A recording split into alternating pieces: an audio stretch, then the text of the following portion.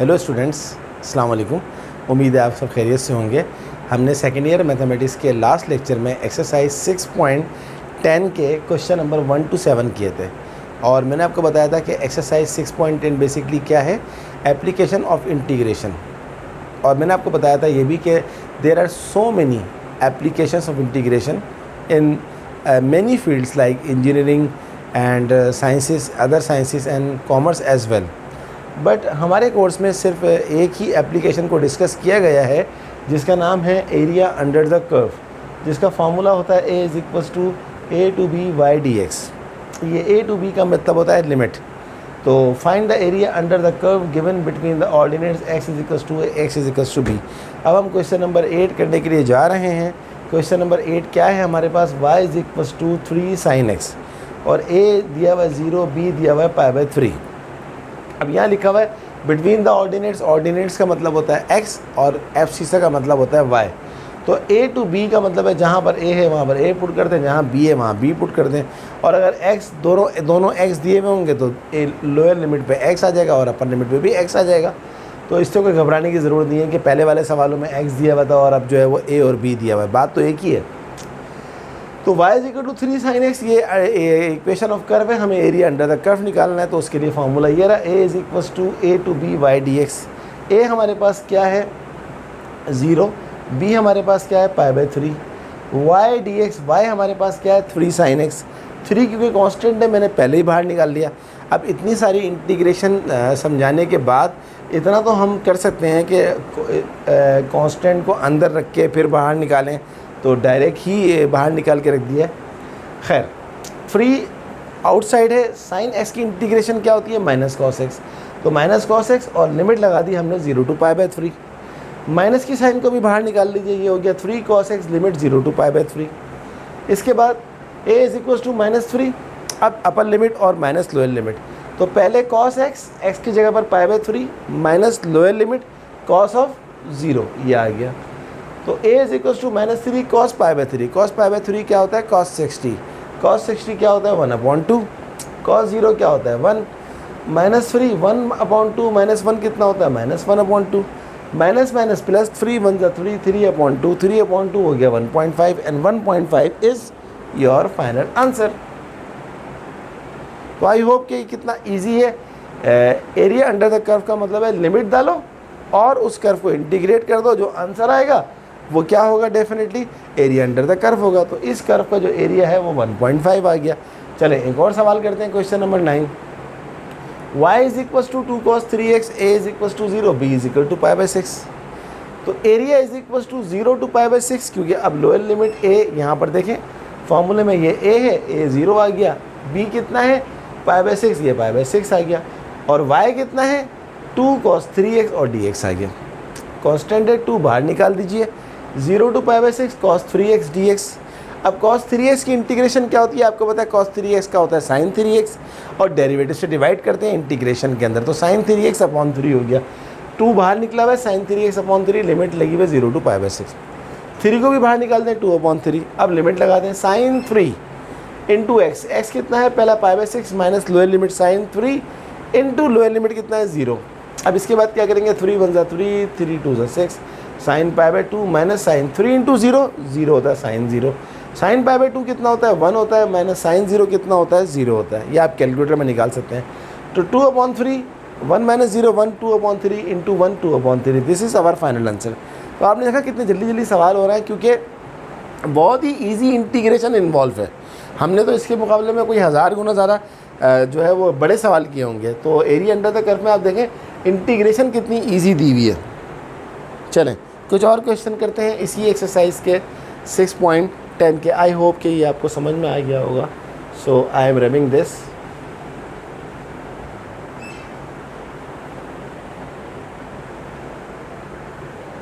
तो ये मैंने आपको 8 और 9 करवाया।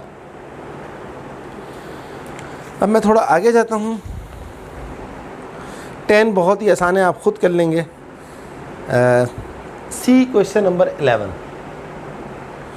इन question number 11 x square plus y square is equals to 25। A दिया हुआ है 3, बी दिया हुआ है 4। बहुत आसान है। लेकिन सबसे पहले हमें क्या करना पड़ेगा, इसके अंदर कर्व की इक्वेशन में y को सब्जेक्ट बनाना पड़ेगा, क्योंकि ये लिखा हुआ है y dx, तो हमें y चाहिए और ये x और y का मिक्स प्लेट है। तो पहले हम इसको सोल्यूशन में y square is equals to x square को वहाँ शिफ्ट कर दें तो ये हो जाएगा 25 माइनस एक्स स्क्वायर। तो y is equals to 25 minus x square का रूट, क्योंकि स्क्वायर हटता है तो रूट लग जाता है। अब आप बोलेंगे सर प्लस माइनस क्यों नहीं लगा, क्योंकि यहाँ लिखा हुआ है portion of the curve in the first quadrant. First quadrant के अंदर सब कुछ पॉजिटिव होता है, x भी पॉजिटिव होता है और y भी पॉजिटिव होता है, तो इसलिए y हमारे पास आ गया 25 माइनस एक्स स्क्वायर। चलिए आप इसको फॉर्मूले में रख दीजिए। Area is equals to integrate a to b। a हमारे पास कितना है यहाँ पर 3, b हमारे पास कितना है 4 और y dx, y कितना है 25 माइनस एक्स स्क्वायर का रूट dx। तो a is equals to 3 to 4, 25 क्या होता है 5 स्क्वायर माइनस एक्स स्क्वायर का रूट dx। अब लास्ट लेक्चर वाली बात कि डेफिनेटली इस वाले सवाल को सॉल्व करने के दो तरीके हैं। एक तो हम ट्रिग्नोमेट्रिक सब्स्टिट्यूशन जो कि 6.5 में हमने करी थी उससे कर सकते हैं, दूसरा हम फार्मूले से कर सकते हैं। तो मैं इसको फार्मूले से कर देता हूँ, क्योंकि अगर मैं इसको सब्स्टिट्यूशन से करूँगा तो मुझे इसकी लिमिट को भी चेंज करना पड़ेगा। तो फार्मूला जब मेरे पास मौजूद है और फार्मूला मुझे याद भी हो जाए, मुझसे मुराद स्टूडेंट को अगर याद भी हो जाए तो क्या बात है। लेकिन अगर कोई स्टूडेंट समझता है कि वो इस सवाल को सब्स्टिट्यूशन से ज़्यादा बेहतर अंदाज में करेगा तो कर ले। क्या था फार्मूला, मैंने आपको लास्ट लेक्चर में भी बताया था कि अगर कांस्टेंट पहले आ जाए और x बाद में आ जाए तो उसका फार्मूला होता है a square minus x square और रूट लगा हुआ हो तो इसका फार्मूला होता है students 1/2x a square minus x square का root plus 1/2a square sine inverse x upon a plus c, ये फॉर्मूला होता है। तो अब 1/2x, x की जगह पर x ही आ जाएगा क्योंकि यहाँ पर x है। a स्क्वायर, 5 का स्क्वायर क्या होता है, a आपके पास 5 तो 25 माइनस एक्स स्क्वायर रूट लगा हुआ, ये रूट लगा हुआ तो रूट लगा दिया, plus 1/2 into a square. a कितना है 5, 5 का स्क्वायर कितना होता है 25, sign inverse x upon a कितना है 5, तो ये आ गया 5।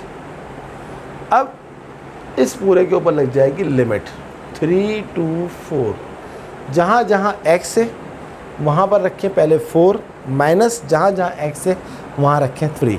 तो 1/2 इंटू x कितना है 4, 25 माइनस एक्स स्क्वायर, x कितना है 4, 4 का स्क्वायर 16, रूट में बंद कर दिया, प्लस 25 बन जा 25/2 sign inverse x upon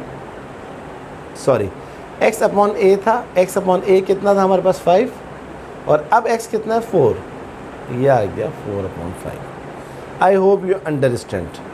minus अब आपके पास जहाँ जहाँ x है वहाँ पर आप क्या रखेंगे 3 रखेंगे, 1/2 into 3 25 minus x square, x कितना है 3, 3 का स्क्वायर क्या होता है 9, सही है जनाब। इसके बाद क्या होगा, ये रख दिया आपने, प्लस 25 बन 25 upon 2 sign inverse x upon 5। अब आप देखें साइन चेंज करनी पड़ेगी, पहले तो ये रखा आपने पूरा का पूरा प्लस में, माइनस की साइन लगा के ये पूरा का पूरा माइनस में, तो ये माइनस और प्लस माइनस ये भी माइनस हो जाएगा क्योंकि upper limit minus lower limit है ना, तो ये पूरी की पूरी माइनस, तो ये जब खुलेगा तो माइनस में आ जाएगा। 4 बन जा 4, 4/2 कितना होता है 2, 25 माइनस 16 कितना होता है 9, 9 का रूट कितना होता है 3। अब आप गौर से देखें यहाँ पर x कितना होगा 3, अब ये हमारे पास है 25/2 साइन इनवर्स 4/5, माइनस पहले चलिए इसको और सिंप्लीफाई कर लेते हैं, plus 25/2 sine inverse 4/5 minus 3 1 3 3/2। 25 minus 9 कितना होता है 16, 16 का रूट कितना होता है 4।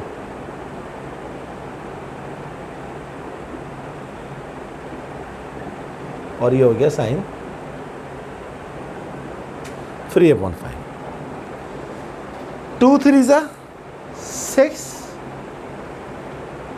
25/2 साइन इनवर्स 4/5 माइनस 4 3 ज़ा, बल्कि इसको डायरेक्ट कर लें, 2 2 ज़ा 4, 3 2 ज़ा कितना हो जाएगा 6 माइनस 25/2 साइन इनवर्स 3/5। और एक स्टेप और रख लीजिए, ये देखें, ये वाला -6 और ये वाला +6 आपस में क्या हो गया, कट गया। सही है जनाब। और यहाँ पर 25/2 आप ले लीजिए कॉमन, तो ये हो जाएगा sine inverse 4/5 minus sine inverse 3/5। अब ये आप कैलकुलेटर से ख़ुद कर लीजिएगा। क्वेश्चन नंबर क्या था ये 11, 6.10 का क्वेश्चन नंबर 11। 3.55 डेफिनेटली जब आप इसको सिंप्लीफाई करेंगे कैलकुलेटर से तो आपके पास आंसर आ जाएगा 3.55। तो काइंडली इसको ज़रूर करिएगा।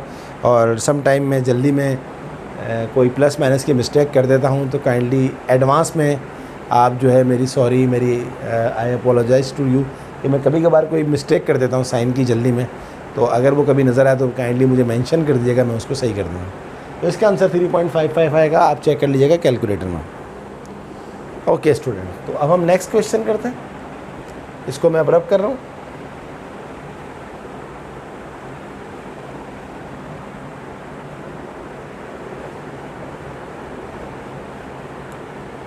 Now I am taking next question.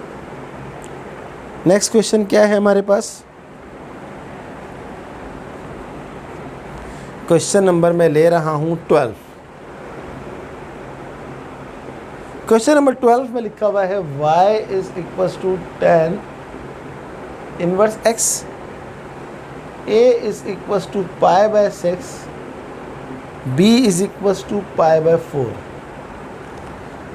Very easy. सबसे पहले इसको फॉर्मूले में रखें।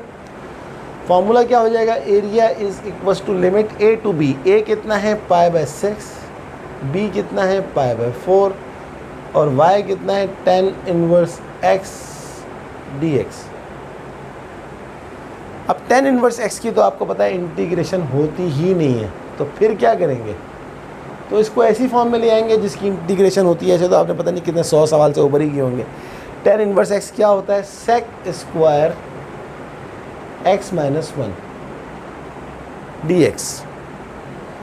तो a is equals to limit π/6 to π/3 sec square x dx minus integrate π/6 to π/3 dx। और आप जानते हैं tan का डेरिवेटिव sec स्क्वायर होता है, तो sec स्क्वायर की इंटीग्रेशन क्या होगी, tan x limit π/6 to π/3 minus dx का क्या होता है, x होता है लिमिट π/6 टू π/3। लिमिट लगा दीजिए tan x, x की जगह पर क्या रखेंगे π/3 माइनस tan x, x की जगह पर क्या रखेंगे π/6 माइनस, इस पर लिमिट लगाते हैं, upper limit π/3 lower limit π/6। tan π/3 क्या होता है, tan π/3 होता है tan 60 डिग्री। tan 60 डिग्री क्या होता है √3 माइनस tan π/6 क्या होता है 30 डिग्री। 30 डिग्री tan 30 डिग्री क्या होता है 1/√3। ये आप कैलकुलेटर में चेक कर लीजिएगा, सही। माइनस π/3 और π/6 का एलसीएम ले लें, तो 1/3 1/6 का एलसीएम होता है 6, 2 - 1 1/6।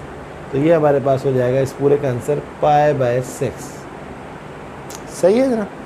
थोड़ा सा और सिंप्लीफाई कर लें इसको, √3 into √3 3 - 1 upon √3 minus π/6 is equals to, इसको आप कैलकुलेटर में कर लीजिएगा, मेरे पास कैलकुलेटर नहीं है और मैं ख़ुद भी चाहता हूँ कि आप इसको ख़ुद सॉल्व करें।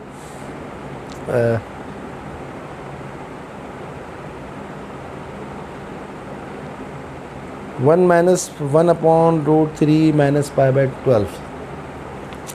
क्वेश्चन क्या था हमारे पास? 10² x π/6 to π/4। Oh sorry, I am sorry, ये π/4 था, थोड़ी सी मिस्टेक हो गई,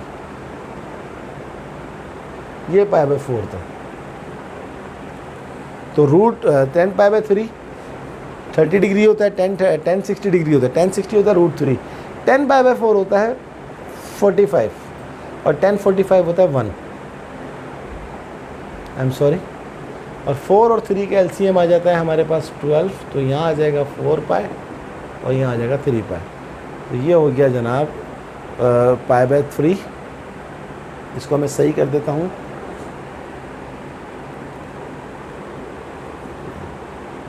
नहीं सॉरी, इसको सबको सही कर देता हूँ, लिमिट को।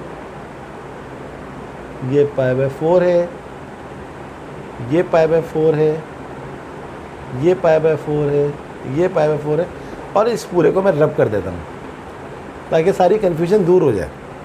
तो ये हो जाएगा मेरे पास 10 upper limit π/4 minus 10 lower limit π/6। काम ख़त्म हो गया। Minus upper limit π/4 minus lower limit π/6। कभी कभार देखें छोटी सी मिस्टेक से सवाल ख़राब हो जाता है। 10 π/4 क्या होता है 1, 10 π/6 क्या होता है 1/√3 माइनस π/4 और π/6 का एलसीएम लेंगे तो ये हो जाएगा π/12। और एग्जैक्टली यही आंसर बुक में दिया हुआ है। लेकिन अगर आप इसको पॉइंट में भी करके लिख दें तब भी आपके मार्क्स कटेंगे नहीं, मार्क्स मिलेंगे आपको पूरे। बुक में एज इट इज़ उन्होंने इस तरह करके लिखा हुआ है। तो मिस्टेक क्या हुई थी छोटी सी कि मैंने π/4 बुक में लिखा हुआ था, मैंने गलती से π/3 लिख दिया था। चलें नेक्स्ट क्वेश्चन करते हैं, क्वेश्चन नंबर 13। आई होप कि यू अंडरस्टैंड।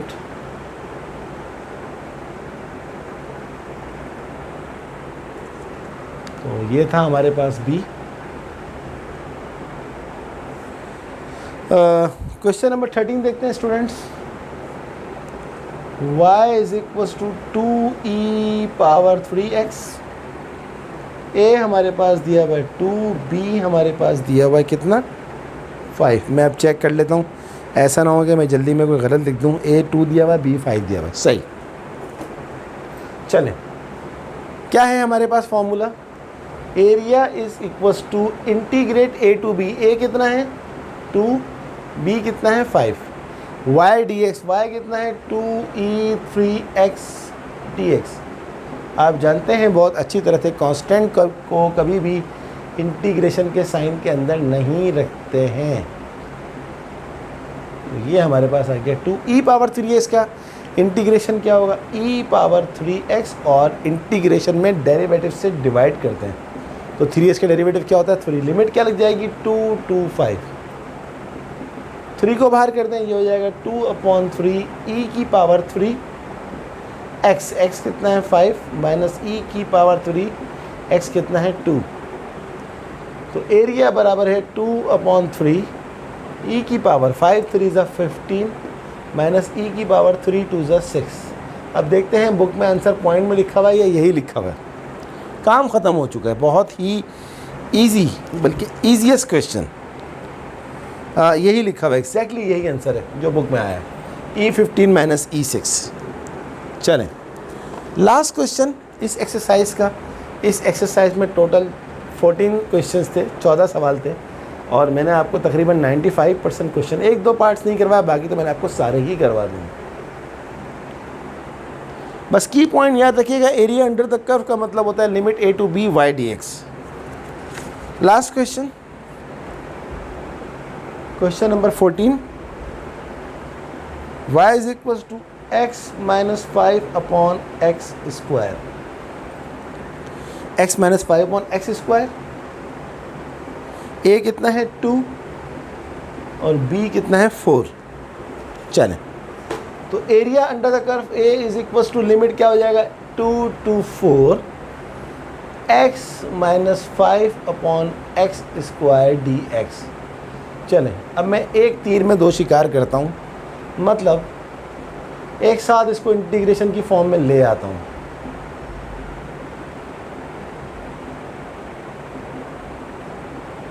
उम्मीद है आप समझ गए होंगे मैंने क्या किया। x पे इंटीग्रेशन अप्लाई कर दिया, dx अप्लाई कर दिया, ये कांस्टेंट था 5 बाहर कर दिया, एक्स स्क्वायर नीचे लिखा हुआ था उठा के ऊपर ले गया तो -2 आ गया। Then a is equal to x का क्या होता है, एक्स स्क्वायर अपॉन 2, लिमिट लग जाएगी 2 to 4 -5, एक्स का हो जाएगा -2 + 1 होता है -1 एक्सक्यूज मी -1 अपॉन -1, लिमिट लग जाएगी 2 to 4। कांस्टेंट को बाहर कर दें 1/2 एक्स का स्क्वायर, एक्स क्या रखेंगे 4 का स्क्वायर क्या होता है 16 माइनस लोअर लिमिट का स्क्वायर, लोअर लिमिट क्या है 2 का स्क्वायर होता है 4। देखिए मैंने डायरेक्ट कर दिया, ये माइनस यहाँ जाके हो जाएगा प्लस और ये आ जाएगा अपॉन में आ जाएगा तो ये हो जाएगा। चलिए मैं करवा देता हूँ, मैंने एक स्टेप और बढ़ा देता हूँ, ये आ गया। तो a इज इक्वल टू 16 - 4 कितना होता है 12/2 कितना होता है 6 + 5 1 अपॉन अपर लिमिट क्या है 4 - 1 अपॉन लोअर लिमिट क्या है 2। आगे चलते हैं, एरिया बराबर है 6 + 5, 4 और 2 का एलसीएम लेंगे तो 4 आ जाएगा, माइनस ये हो जाएगा 2 × 4 -2, ये हो जाएगा -1/4 एलसीएम लेने के बाद। Area is equal to 6 ± -5/4, area is equal to 4 6 24, 24 में से 5 गया 19, 19/4 19/4। देखते हैं इसका जवाब क्या है।